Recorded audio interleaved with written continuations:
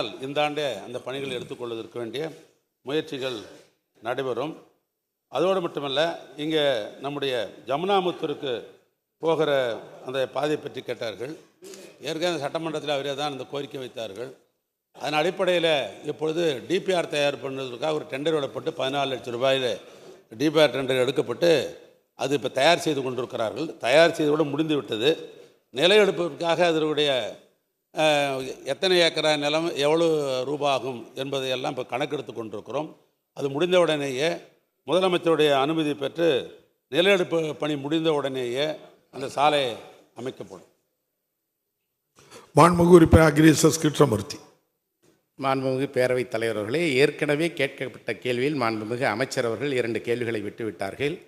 வேலூரிலே இருந்து போலூர் வழியாக திருவண்ணாமலை வரை செல்லுகின்ற தேசிய நெடுஞ்சாலையை இந்த ஆண்டு 4 வழி சாலையாக, அளவுக்கு அதிகமான போக்குவரத்து செல்லுகிறது. ஆந்திரா, தெலுங்கானா போன்ற மாநிலங்களிலிருந்து திருவண்ணாமலைக்கு பக்தர்கள் அதிகமாக வருகின்ற காரணத்தினால் அந்த சாலையை இந்த ஆண்டே மத்திய அரசு எடுத்துக்கொள்ள வேண்டும் என வலியுறுத்தியும், அதேபோல போலூரிலே இருந்து என்சி வீரலூருக்கு செல்லுகின்ற சாலையை 4 வழி சாலையாக மாற்ற வேண்டும் என்றும் ஏற்கனவே கேட்கப்பட்ட கேள்வியை மீண்டும் வலியுறுத்தி, போலூர் சட்டமன்ற தொகுதியிலே உள்ளடங்கியிருக்கிற போலூர் நகரத்தின் மையப்பகுதியில் இருக்கின்ற ரயில்வே மேம்பாலம் ஏற்கனவே மாண்புமிகு புரட்சி தலைவி அம்மா அவர்களால் அறிவிக்கப்பட்டு அண்ணன் எடப்பாடியார் அவர்களால் நிதி ஒதுக்கீடு செய்யப்பட்டு 90% பணிகள் முடிவுற்ற நிலையில் ஆட்சி மாற்றம் ஏற்பட்ட பிறகு அந்த பணிகள் உடனடியாக முடிக்கப்பட்டு மேம்பால பணிகள் திறந்து வைக்கப்படும் என்று மாண்புமிகு பொதுப்பணித்துறை அமைச்சர் அவர்கள் இதே மாமன்றத்தில் 2 முறை கவன ஈர்ப்பு தீர்மானம் கொண்டு வந்தபோது உறுதியளித்தார்கள்.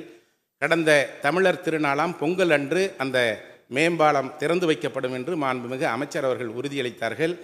அவர் உறுதியளித்தபடி அந்த மேம்பாலம் மக்களுடைய பயன்பாட்டிற்கு உடனடியாக கொண்டு வரப்பட வேண்டும் என்றும் மாண்புமிகு அமைச்சர் அவர்கள் இதே அவையில் அறிவித்தபடி போலூர் நகரில் ஏற்பட்டிருக்கிற இட நெருக்கடியை கருத்தில் கொண்டு பைபாஸ் சாலையை இந்த ஆண்டே அமைத்து தருவதற்கு முன்வருவாரா என்பதையும் கேட்டு அமர்கிறேன். மாண்புமிகு அமைச்சர் அவர்கள்.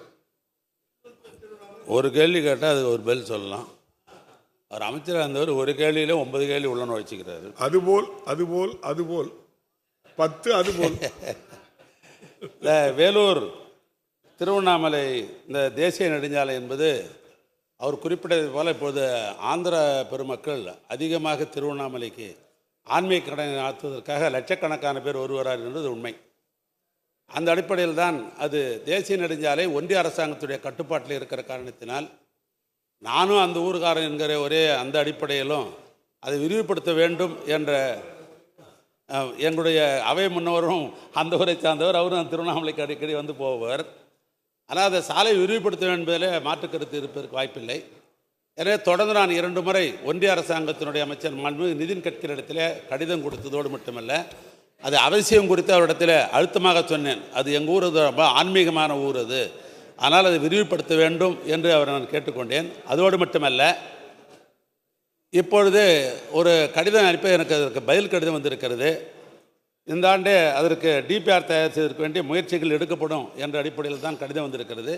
அடுத்த முறை டெல்லிக்கு போகும்போது மீண்டும் வலியுறுத்தி அது 4 வழி சாலையாக தான் சரியாக இருக்கும் என்று இந்த நேரத்தை தெரிவித்துக் கொள்கிறேன். ஒன்று. அதுக்கு அடுத்தபடியாக இந்த ரயில்வே பாலத்தை பற்றி கேள்வி கேட்டார். அதுக்கு ஒன்றும் இல்லை, 90% முடிச்சுட்டாருன்னு அது ஒன்று தான் ஒரு தவறான செய்திங்க சொல்லிட்டார். பொதுவாக அந்த பாலம் ஏற்கனவே அந்த ஆட்சியில் அறிவிக்கப்பட்டது என்பதும் டெண்டர் விடப்பட்டது என்பதும் அது உண்மைதான். ஆனால் அவர் சொன்ன மாதிரி 90 பங்கெல்லாம் வேலை நடைபெறலை. இன்னும் சொல்ல போனால் அந்த பாலம் கட்டாத நின்றதுக்கு காரணமே நிலையெடுப்பு எடுக்கலை. அப்ரோச் ரோடுக்கு நிலம் எடுத்திருந்தால் தானே அப்ரோச் ரோடு போட முடியும். நிலமே எடுக்காமல் போய்விட்டார்கள். அதற்கு பின்னால் அதுக்கு வேண்டிய முயற்சி எடுத்து அங்கே நேரடியாக அழைத்து பேசி அந்த நிலத்தை கையகப்படுத்தி அதற்கு பின்னால் அந்த பணிகளை நாங்கள் தொடங்க ஆரம்பித்தோம். அவர் சொன்ன மாதிரி நானும் பொங்கல் தினத்திலே அதை திறந்து விட வேண்டும் என்று பல்வேறு முயற்சிகள் நான் எடுத்தேன். நெடுஞ்சாலையை பொறுத்தளவுக்கு மாநில நெடுஞ்சாலை பணிகளெல்லாம் நிறைவு பெற்றுவிட்டது. ஆனால் இடையில் இருக்கிற ரயில்வே ட்ராக்கில் பாலம் அமைக்கணும்னு சொன்னால் மாநில நெடுஞ்சாலை இருக்கிற நாம் மட்டும் முயற்சி செய்தால் போகாது. அது ஒன்றிய அரசாங்கம் அவர்கள் தனியாக ஒரு ஒப்பந்ததாரை அழைத்து ஒப்பந்தம் விடப்பட்டு தான் அந்த பாலத்தை அவர்கள் அமைக்கிறார்கள். அதனால் எங்களுடைய அது சம்மந்தப்பட்ட ப்ராஜெக்ட் இன்ஜினியரை ஒரு முறைக்கு 4 முறை அந்த ரயில்வே துறைக்கு நானே நேரடியாக தொடர்பு கொண்டு பேசினுடைய விளைவாகத்தான் இப்பொழுது பாலங்கள்லாம் போடப்பட்டிருக்கிறது. இன்னும் மேலே பிசி போட வேண்டியிருக்குது.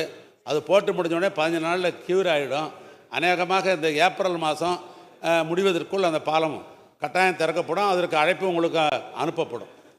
மாண்புமிகு உறுப்பினர் முத்துராஜா.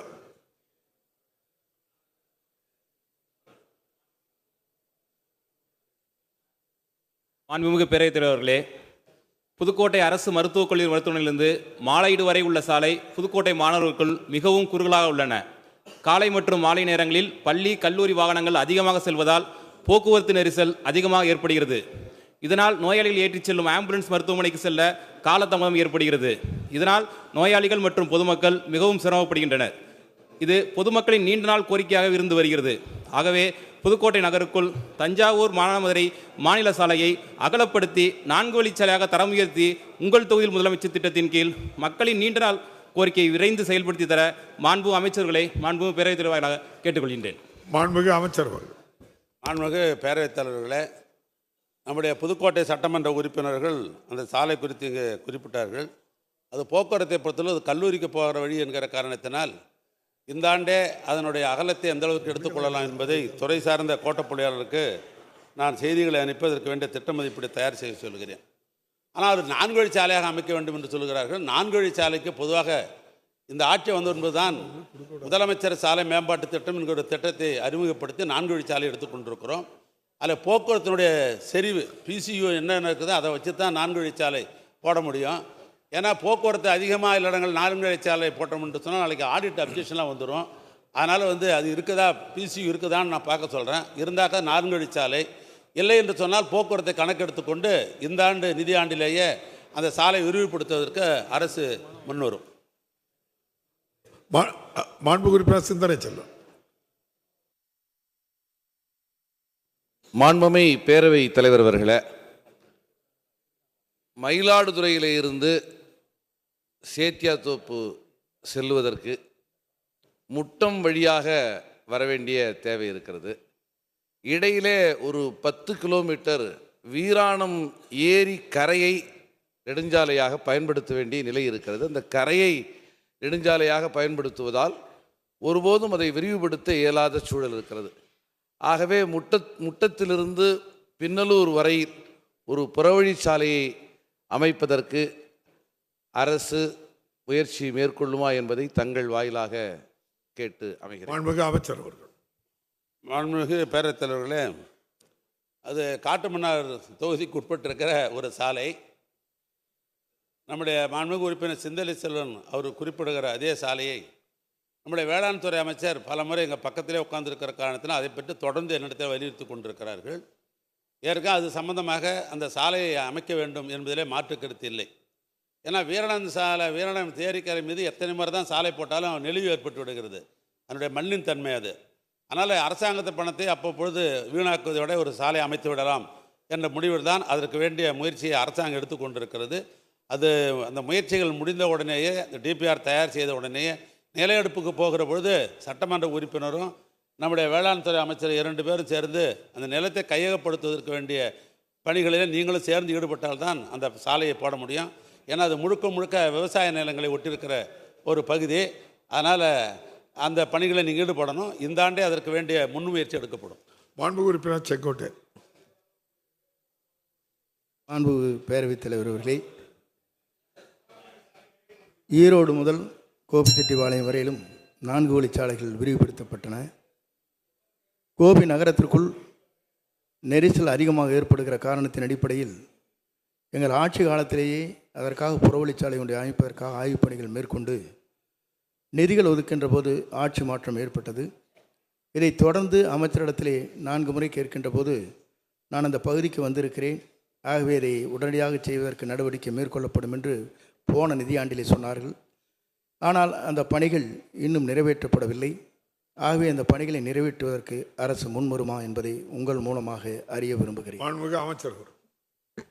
மாண்புமிகு பேரவைத் தலைவரே, மாண்புமிகு நம்முடைய உறுப்பினர் நண்பர் செங்கோட்டையன் சொல்வது உண்மைதான். ஏற்கனவே இப்பொழுது அது 4 வழிச்சாலை என்ற அடிப்படையில் தான் பணிகள்லாம் ஏற்கனவே நடைபெற்று கொண்டிருக்கிறது.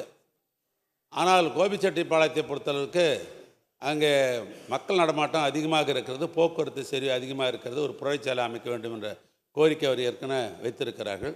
இது சம்பந்தமாக என்னுடைய மானிய கோரிக்கை வருகிற பொழுது அவருக்கு பிடிக்கிற மாதிரி நான் பதில் சொல்கிறேன். மாண்புமிகு உறுப்பினர் இ கருணாநிதி. மாண்புமிகு பேரவைத் தலைவர் அவர்களே, பல்லாவரம் சட்டமன்ற தொகுதி 8 லட்சம் மக்கள் தொகை கொண்ட மிகப்பெரிய தொகுதி.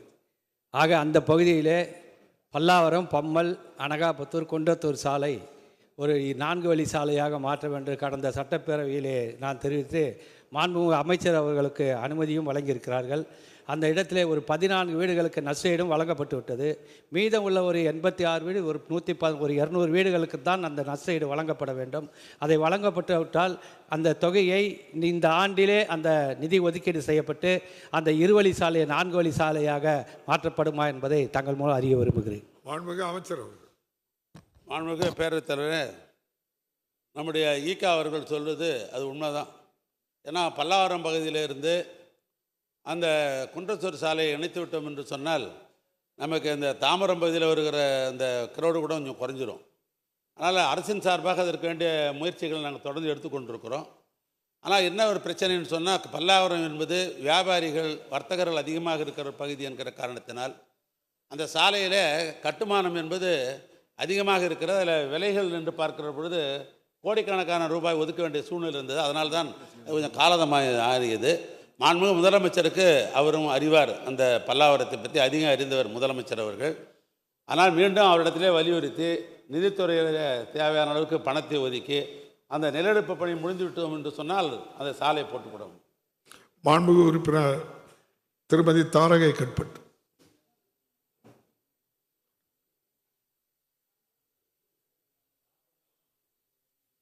பேரவைத் தலைவர் அவர்களே, விரிகோடு முதல்ல ஒரு நன்றி சொல்ல விரும்புகிறேன். எங்களுக்கு விளவங்கோடு தொகுதியில் அந்த ரோடு வந்துட்டு வருடக்கணக்காக சரி பண்ணாமல் இருந்த ரோடை நேஷனல் ஹைவேஸை வந்துட்டு சரி பண்ணியிருக்கிறீங்க. எனவே கன்னியாகுமரி மாவட்ட மக்கள் சார்பாக நன்றியை சொல்லிட்டு என்னுடைய விடையை நான் வந்துட்டு கேட்குறேன். விரிகோடு மேம்பாலம் வந்துட்டு மக்கள் நடமாட்டம் கூடிய மேம்பாலத்தில் வந்துட்டு இன்றைக்கி ஒரு புதிய மேம்பாலம் கட்டுறதுக்காக வந்திருக்கிறாங்க. மக்கள் என்ன கேட்குறாங்கன்னா, இந்த மக்கள் நடமாட்டம் இல்லாத பகுதியில் எங்களுக்கு சரி வேண்டாம், மக்கள் நடமாட்டம் உள்ள பகுதியில் வேணும்னு சொல்லிட்டு அன்றைக்கி கூட வந்துட்டு நாங்கள் மீட் பண்ணியிருந்தோம். அந்த பேரவைத் தலைவர் வழியாக கேட்குற அந்த ப்ராஜெக்டை ஸ்டாப் பண்ணிட்டு மக்கள் நடமாட்டம் உள்ள பகுதியில் அந்த மேம்பாலம் அமைப்பதற்கு ஆவணம் செய்யும்படியாக மாண்புமிகு பேரவைத் தலைவர் வழியாக கேட்டுக்கொள்கின்றேன். மாண்புமிகு அமைச்சர் அவர்கள். விரிகோடு மாண்புமிகு பேரவைத் தலைவர்களே, ஒரு 6 மாத காலத்திற்கு முன்னால் நானே கன்னியாகுமரி மாவட்டத்திற்கு சுற்றுப்பயணம் போனேன். அப்போ இந்த 3 சட்டமன்ற உறுப்பினர் அழைத்து கொண்டு ஒரு தொகுதியாக சென்று அவங்களுடைய பணிகள் என்னென்ன தேவை என்பதெல்லாம் அறிந்து நேரடியாக எங்களுடைய துறையினுடைய தலைமை பொறியாளர், எங்களுடைய துறையினுடைய செயலாளர் அழைத்து கொண்டு ஒன்றொன்றாக அந்த பணிகளை நாங்கள் மேற்கொண்டோம். அதில் குறிப்பாக நம்முடைய சகோதரி சொல்லுகிற அந்த பகுதியும், அதே போன்று காங்கிரஸ் தலைவர் நம்முடைய ராஜேஷ், அதுமாரி நண்பர் பிரின்ஸு, இவர்கள் என்னென்ன பணிகள்லாம் எடுத்துக்கொண்டார்களோ சொன்னார்களோ அந்த பணிகளை இந்த நிதியாண்டில் அதற்கு எந்தெந்த பணிகளை முன்னுரிமை கொடுத்து எடுக்கலாம் என்று தலைமை பொறியாளத்திலே சொல்லி நான் அதுக்கு வேண்டிய பணிகள் ஏற்பாடு செய்து கொண்டிருக்கிறேன். உடனுக்குடன் செய்திகளை தெரிந்து கொள்ள சன் நியூஸ் பெல் ஐகானை கிளிக் பண்ணுங்க.